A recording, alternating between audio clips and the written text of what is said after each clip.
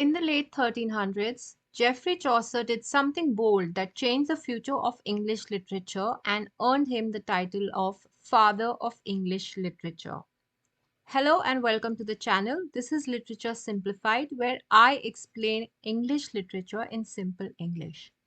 Today, we are going to discuss the Canterbury Tales by Geoffrey Chaucer, which is a landmark of English literature. It is generally between 400 to 600 pages long. It can be difficult to read and is often confusing because the language is unfamiliar to modern readers. This video is an attempt to make the Canterbury Tales slightly easier to understand. Though it is not an exhaustive video or a line by line explanation, it is an overview of the Canterbury Tales as a whole. I will be explaining the structure, who the characters are, what they talk about, what their purpose is, and what the theme or topics are of this poem. So, in case you don't know anything about the Canterbury Tales or your knowledge about it is a bit patchy, then I'm hoping that you will have a much clearer idea by the time this video ends. Before the 1300s, writers wrote in the elite languages of French or Latin. But Geoffrey Chaucer changed all that. He decided to write in the language of the common people called Middle English. Chaucer was a high ranking civil servant who traveled extensively and he wanted to create a literary map of 14th century England in which he captured the manners and customs, speech, and idiosyncrasies of the different classes of people that made up English society, and that just wouldn't be as effective in Latin. What he wanted to do was to capture the human comedy, that is, a humorous and realistic portrayal of society and the daily lives of ordinary people. He realized that a religious pilgrimage was the only time in the Middle Ages when people of all classes, knights, cooks, monks, and millers, would be forced to travel together and talk to each other. This was the perfect melting pot for a storyteller. And here's where the poem begins. It is April in London. The rains have ended and the flowers are blooming. Around 30 pilgrims gather at the Tabard Inn in Southwark, London. They make a plan to travel on horseback to Canterbury Cathedral, which is about 60 miles away. Their destination is the shrine of the martyr St. Thomas Becket. In the Middle Ages, people went on pilgrimages for many reasons, to seek healing, to do penance for sins, or sometimes just for an outing. The host of the Tabard Inn, Harry Bailey, suggests a contest to pass the time on their journey. Each pilgrim will tell two stories on the way there and two stories on the way back. The person with the best story wins a free supper paid for by the others, and Harry Bailey himself will be the moderator and the judge to decide who told the best stories. The journey would take roughly 4 days to cover 60 miles or around 97 kilometers. They would start at Southwark with stops and night rests along the way and would reach Canterbury by the evening of the fourth day. Now, there were all different kinds of people in this group. Some were pious, some were crass, some were more refined, while others were commoners. They represent every layer of society, and so we have vastly different tales told by each one. Each tale reflects the personality of the pilgrim who's telling it. Chaucer isn't just telling stories through this, he's revealing their character. Chaucer uses a frame narrative or a story within a story. And now we come to the actual stories that the pilgrims told. We start with the knight's tale. Since the knight is the highest ranking pilgrim, he goes first. He tells a grand, serious romance about two prisoners who fall in love with the same woman and eventually fight a massive tournament for her hand in marriage. It handles themes of chivalry, honor, and fate. Next is the miller who breaks the line to tell his story out of turn. His story is a fablio, or a dirty, hilarious comedy about a carpenter whose young wife cheats on him with a clever student. It's the total opposite of the knight's noble story. This handles themes of cunning and a sort of karmic retribution, or as you sow, so shall you reap. The next is the Reeve's Tale. The Reeve is an estate manager who is offended by the miller's story, which had mocked a carpenter. As revenge, he tells a story about two students who get back at a dishonest miller by tricking him and sleeping with his wife and daughter. It ends with the miller being beaten and humiliated in the story. The theme of this tale is vengeance and quitting. Quitting is used in the sense of paying somebody back.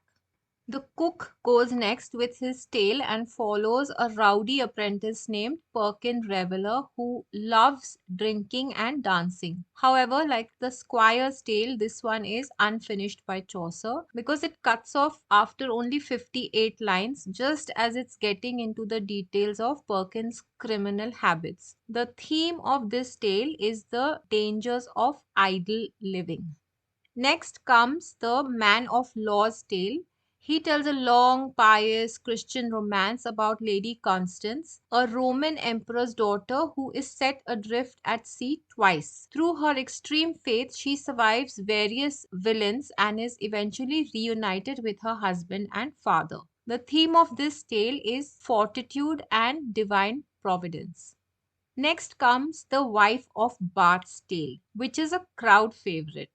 She is a vibrant woman who has had five husbands. Her story is a fairy tale about a knight who must find out what a woman desires to save his life. The answer is sovereignty or mastery over their own lives. This tale handles themes of power and gender roles. The Friar's Tale is next, and he tells a story about a corrupt summoner who tries to blackmail a widow and is literally carried off to hell by a devil. The summoner retaliates with his own vulgar tale that is specifically about a greedy friar who is promised a gift that turns out to be a fart distributed among friars. The themes of these tales is professional hypocrisy. The Clerk's Tale tells the story of a patient Griselda. A local marquis marries a poor girl, Griselda, and decides to test her loyalty by pretending to kill her children and divorcing her. Griselda endures it all without a word of complaint before he finally reveals that it was all just a test and he takes her back. The theme of this tale is extreme submission and constancy. Next is The Merchant's Tale. It's a cynical story about an old man named January who marries a young woman named May. May cheats on the blind January in a pear tree. Even when his sight is miraculously restored and he sees her, she convinces him that his eyes were playing tricks on him. The theme of this tale is deception of marriage. The squire, who is the knight's son, represents the younger, more romantic generation. He tells an exotic epic tale set in a place called Tartary about a king who receives magical gifts. The gifts are a brass horse that can fly, a mirror that reveals treachery, and a ring that allows the wearer to understand the language of birds. This story, however, also remains unfinished by Chaucer. It breaks off right as the magical plot gets complicated after several hundred lines. The theme of this tale is courtly romance and fantasy. The Franklin's Tale is next. It is what is called a Breton lay, which is a short romance about a woman who promises to love a suitor only if he can make the rocks of the coast of Brittany disappear. Brittany is a rocky coastline in France. The suitor uses magic to do so, but when the husband finds out, he insists that the wife keeps her word. The suitor, moved by the husband's honor, releases her from the vow. The theme is gentility and keeping one's word. The Physician's Tale is a grim story about a knight named Virginius and his beautiful, virtuous daughter, Virginia. A corrupt judge named Appius lusts after her and plots to steal her. To save her from shame and the judge's hands, her father beheads her himself. The theme of this tale is the heavy price of purity. The pardoner is a corrupt church official who sells fake relics or religious articles, and he tells a chilling story about three rioters who go looking for death, that is personified here, to kill him, but they end up killing each other over a pile of gold. It handles themes of greed and hypocrisy. The Shipman's Tale is another fabliau or dirty comedy that involves a merchant, his beautiful but spendthrift wife, and a monk who is a family friend. The wife borrows money from the monk to pay her debts. The monk steals the money from her husband to give it to her and then sleeps with the wife as payment. The theme of this tale is commercial and sexual exchange.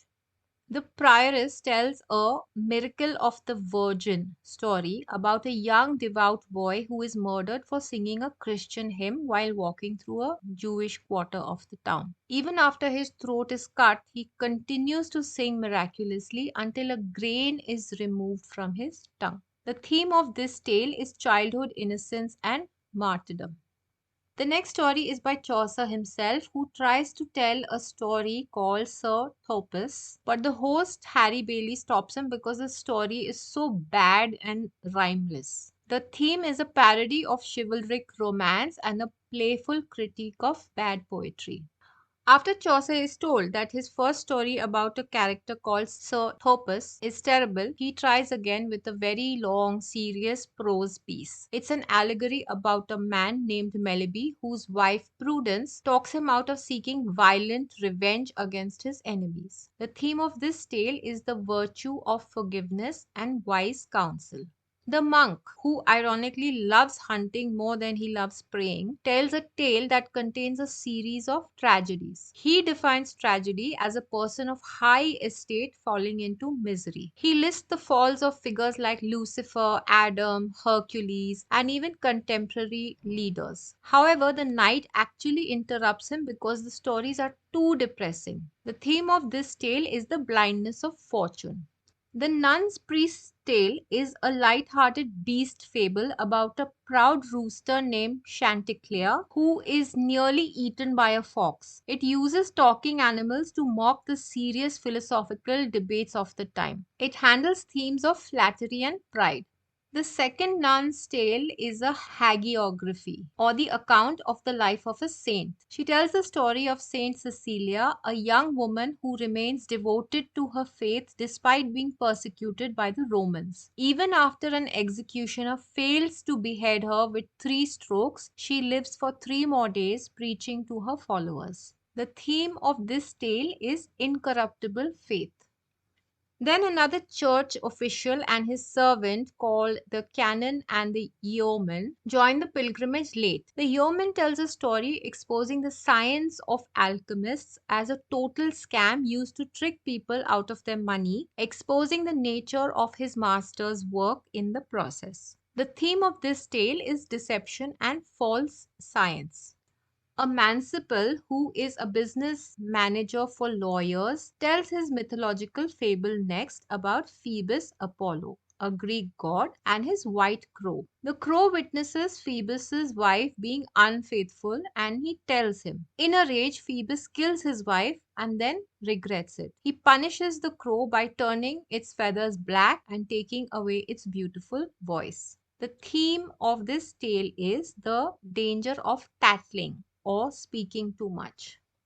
The final tale is the parson's tale. As the pilgrims approach Canterbury towards the end of their journey, the parson refuses to tell a fable but delivers a massive prose sermon instead. It is a detailed manual on how to achieve penitence, that is, forgiveness of sins, and breaks down the 7 deadly sins in great detail.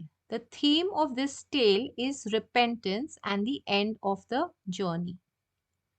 So, those were all the tales told by the pilgrims. You may have noticed that we have in total 24 completed tales, along with several prologues and connecting passages between them.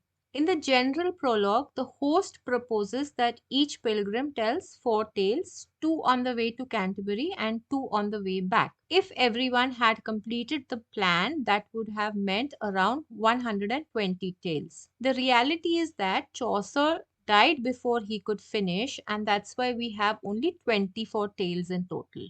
We also observe that there are more pilgrims than there are stories. Some pilgrims, such as the five guildsmen, that is, the haberdasher, carpenter, weaver, dyer, and tapestry maker, never got to tell a story at all, and neither does the knight's yeoman.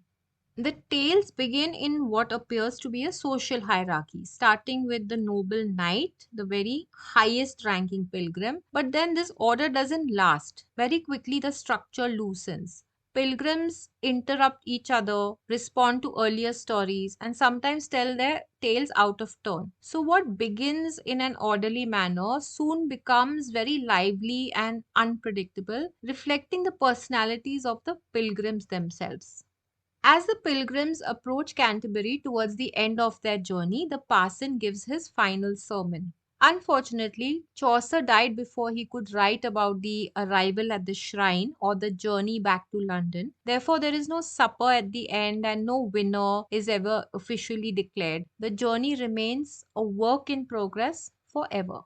Following this, Chaucer added a famous retraction in which he apologizes to God for the vulgar or sinful parts of his books and asks for forgiveness. This leaves the reader with a sense of the poet's own mortality as he nears the end of his life, just as the pilgrims reached their holy destination. The underlying theme of the Canterbury Tales is the state of the human condition. It shows that while we are all pilgrims on the journey of life, we are also messy, funny, greedy, and deeply human. Because of Chaucer's premature death, the pilgrims are suspended in time, forever traveling towards a destination they never reach, while the Canterbury Tales represents a journey that never truly ends. The poem is a perfect metaphor for life itself, a collection of voices, some noble, some vulgar, all moving together towards a common goal. It's a 600-year-old conversation that is still as loud and lively as it was in the 14th century. For a student, the key is to look at how these stories interact and overlap with each other as colors and elements in a beautiful literary tapestry. So that's all for this video on the Canterbury Tales. Don't forget to like, subscribe and share the video if it was helpful to you. And I'll see you in the next video.